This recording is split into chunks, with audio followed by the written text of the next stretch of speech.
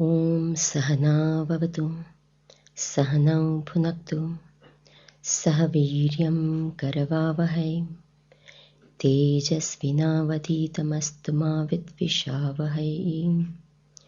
Om Shanti Shanti Shanti.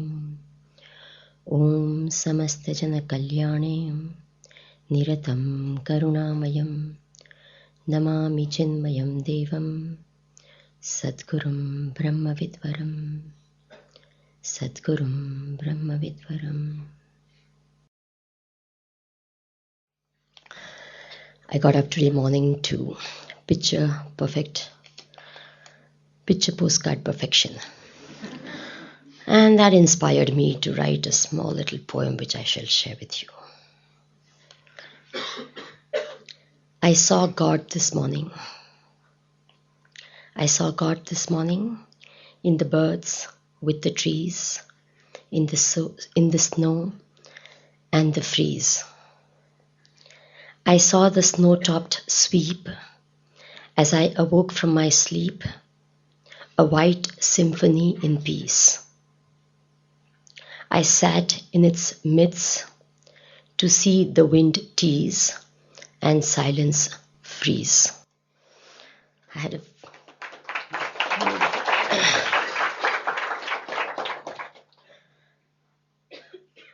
In places like that, the mind stills easily. You don't have to put efforts, you don't have to do things. The mind just stills, it freezes. And that's what we all want. I am filled with a lot of love and joy and a lot of peace and stillness. Not just to see the nature, but to see all of you. Young, beautiful faces. And the beauty is not because of your face, but your eyes. And the beauty in eyes is not because you have put on any makeup, but because there is so much of love, there's so much of devotion, and there's so much of feelings in you.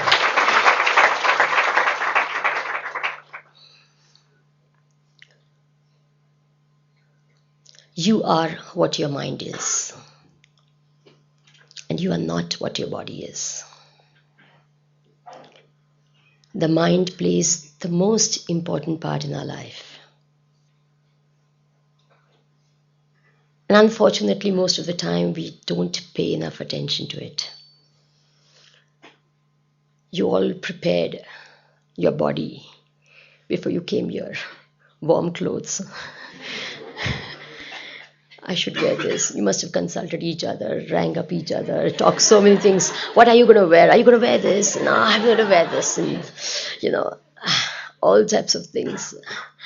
You must have decided on so many other things, especially Gujaratis. Oh my God, food.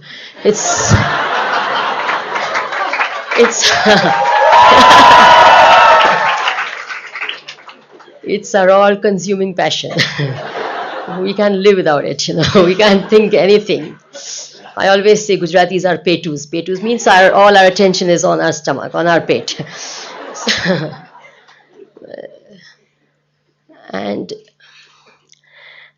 But what we really are going to do, what Gurudev for you is going to do, is to work on your minds, on your hearts. And that's the thing that is least thought of or prepared. When people tell me, I'm going to get married, and 6 months later I'm going to get married, or 1 year later, or a few months later, and this, I'm very busy. Busy what? It's always the body. It's always the body. And who's going to live together? The two minds have to match. The two minds have to meet. They have to adjust. They have to face everything. Every challenge of your life is not faced by the body, it's faced by the mind. Even the cold, the body has to take the cold. But if your mind is prepared, it doesn't matter. You feel a little cold, you feel a little, and you say, my toes are going. That's exactly what happened today morning. I said, I don't think I have toes anymore. but, you know, but it's okay. But I was enjoying so much, and I said, who cares, I'm sure they'll be somewhere around. I'll find them in time, but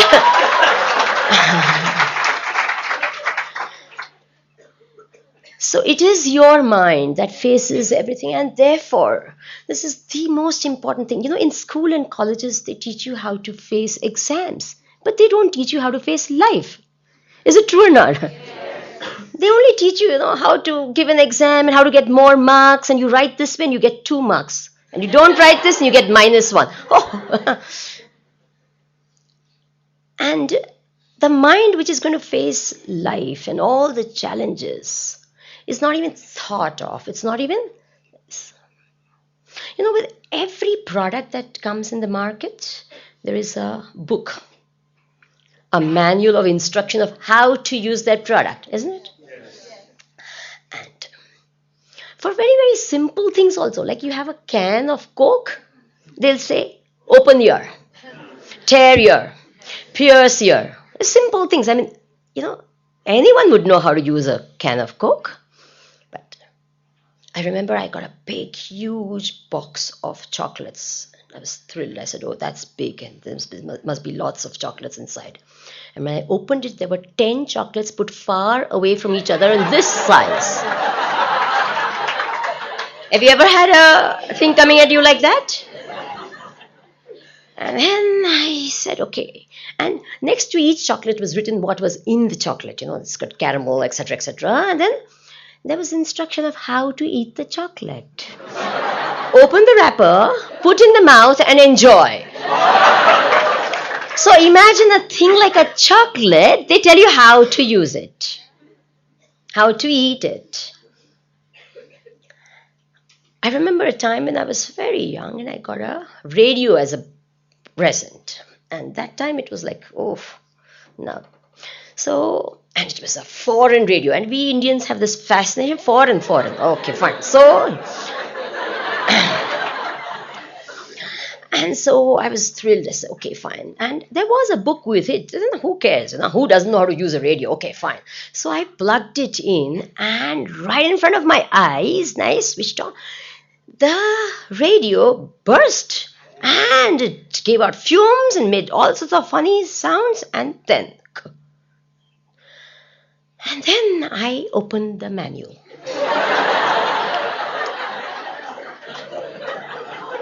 And the first instruction was, read all instructions before use. Second instruction, don't put it in an ordinary plug point. There is a special adapter and use that. Don't. What is the great use of using this manual after the whole thing is? Do you understand? And the more sophisticated the instrument, the fatter the man. And the more technical it is. Isn't it? This is really, you won't understand. Half those manuals, you need a guide to read the manual. And you need an instructor to tell you what's all this about. And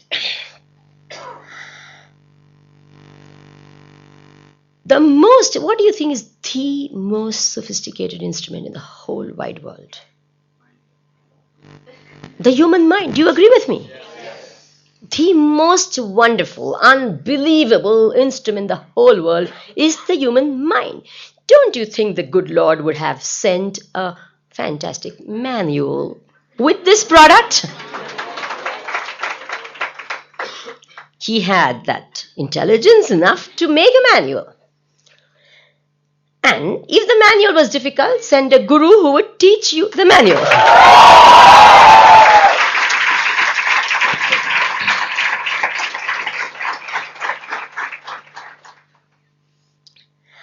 I remember when we were in college, these telephones were not what they are now. These public telephones especially, you had to, the dial was very hard. And I myself could never do it, I had to hold it with the other hand and then go around, and after you've dialed the number, you put the coin, and then if you know karate, it helps. Because you have to kick it from the top, from the side, wherever you can. You have to really. And then the coin goes in, and then all types of weird sounds come out. You know how when the internet is connecting, you get those terrible sounds, and then you have these terrible sounds. And then you can't put it off also. In the computer, you can just volume off and everything's gone. And then you get the ring, and someone on the other end picks up the phone and says, wrong number. Da-dam. The whole effort is wasted, it's gone. Then sometimes you die, and it's happened to me. I don't know if anyone has had this sort of a luck happening. I put the dial and I did my karate kicks, and some 25, 30 coins came out. I hit the jackpot that day, I said, oh. Now whether I could call or not didn't matter. I said, oh, wonderful, today is my day. Now, the present day telephones, you have these little mobiles that you have, and then and if it doesn't work and you start banging it, that's the end of it. You can't. You had these typewriters in the olden days, and then it went takak, takak. It was very hard on the hands and everything, And now you have these computer keys, and supposing you press too hard,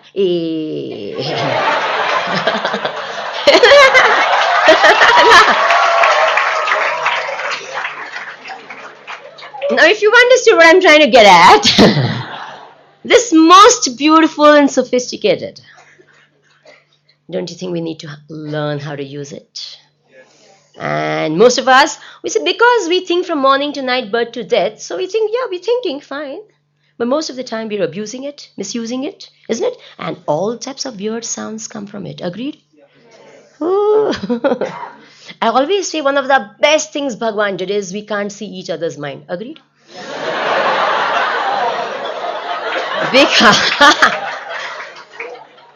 Because if we could see each other's mind, I tell you, no two people will sit next to each other.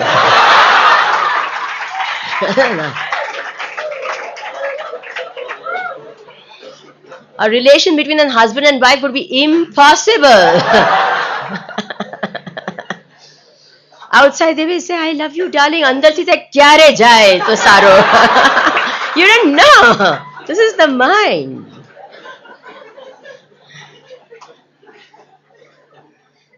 So therefore, whether anyone else knows your mind, you know your mind. You know what's happening inside. And therefore, we have to learn how to use it, maximize its use. And I tell you, if you can, it is the most beautiful instrument in the whole wide world. There is nothing like the mind.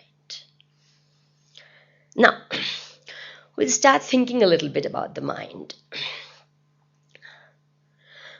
For the sake of understanding, you can divide the mind into 4 parts. One part of the mind is that which you also know, you know it well, and the others also know it. Supposing if you're a bad-tempered person, you know you're bad-tempered. Sure enough. Your family, of course, knows. And your neighbors also sometimes know. Because they hear some fireworks. And they say, oh, so-and-so has lost her temper or his temper. So, there's one part of the mind that we know and others also. There's one part of the mind that others know and we don't know. Some people, everyone says, oh, she is very proud. And you ask that person, me proud? No, never. What?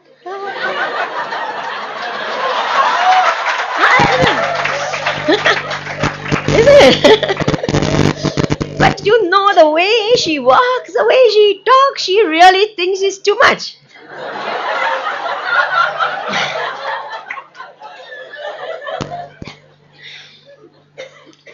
So,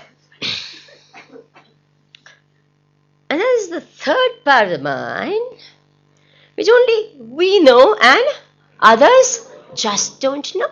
And therefore each one of us, no exception. Deep in our heart we feel, no one really understands me. Common problem for everyone. No one really understands. I've known so-and-so for years, but they don't. What's inside me? Inside one. No one knows inside. And I don't understand why we want the whole world to understand us anyways. What's so great about us that everyone has to understand? I always say कि जन्म ली तो तेरे contract लखी ना पे जगत है कि hereby I shall understand every feeling of yours, every thought, however ridiculous you have, however, what is grand?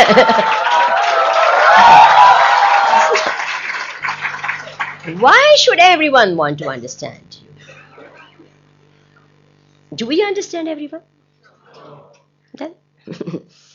So therefore, this one part of the mind understand that we understand and others don't know about it, which is fine.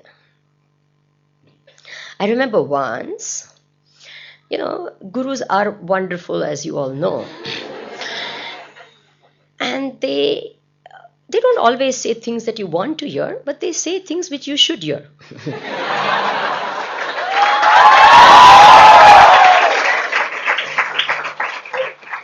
So I remember a time, it does happen that always between Guru and Shishya, there is this fantastic demand and supply law. If you have a demand and a true, sincere demand, believe me, the supply comes. That's God's, He does it, you don't have to worry, interfere, don't have to anything. It just happens. And when I was with my Guru and there would be a fleeting question or a fleeting doubt in my mind, and sure enough, that day he'd say something, whether it was in the context, out of context, and I got this weird feeling he's reading every thought of mine. And that's quite, because some of the thoughts you really don't want them to know. So I said, my God, I think he reads everything. So I told him, I said, Swamiji, Guruji, do you read my mind? And he told me, I have better things to do.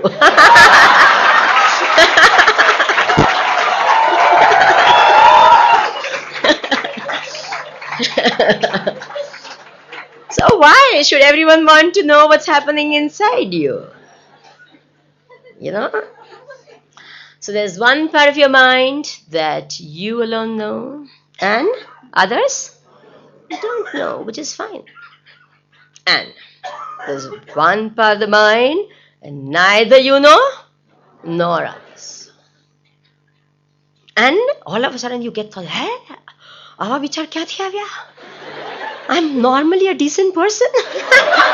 I didn't know. Why do I get these thoughts? Especially when I sit for meditation.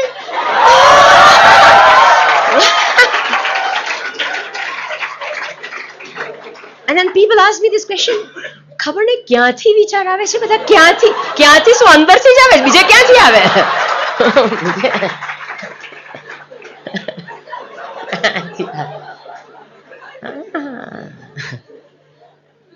Now, if you want to manage anything, first of all, you have to know it. Then alone can you manage it. Isn't it true? So if you have to know your mind. You have to know it intimately. Because you're with it from morning to night, from birth to death. Isn't it? With others, you are for some time. And anyone who ever says that I think of you 24 hours, remember that person is lying. Okay? No one can think of anyone 24 hours. Because if you can think one same thought even for 30, 40 seconds, you'll go into samadhi. Okay? So when they say no, they fall in love and they say 24 hours, I think of you. Please understand it's a lie. It's not the truth. You can't. So the mind, you know it. It's with you all the time. Okay? So we have to first know it, understand its workings, what it does, when it does, why it does, etc., etc. Once you know it, you become aware of it, first of all, then you can do something with it. Thinking, one would say, is so natural. But do we do thinking, or does thinking happen?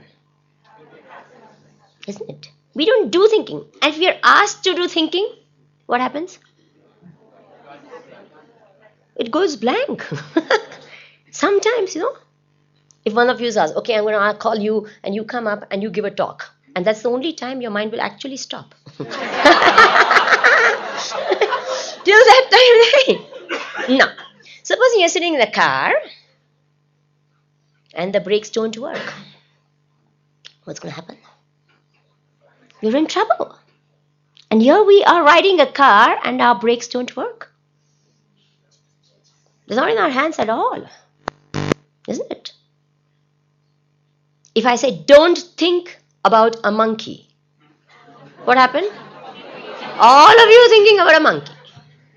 Don't allow the thought of the monkey to come into your head. Now what happens? You understand? This is called the monkey mind. It exactly does what it doesn't have to do, want to do. It just happens like that. And therefore, it's like when people talk of conquering everyone and managing, like managing the world and managing affairs and managing, world leaders are there who want to manage world affairs. But unfortunately, they can't manage their own minds. We had a world leader coming up in front of his own country and says, he apologized to the whole country. Sometime in the recent history of the world, he apologized, says, I am sorry I could not manage my own personal affairs. Isn't it true? He's the one who wants to manage the whole world and the affairs of the world. Unfortunately, what happens? His own mind. And that is why there was a movie song which was very nice, Humko man ki shakti dena, man vijay kare, दूसरों के जय के पहले खुद को जय करे, हमको मन की शक्ति दे. This is it. So here we are right now trying to understand our minds. And it'll be an interesting journey.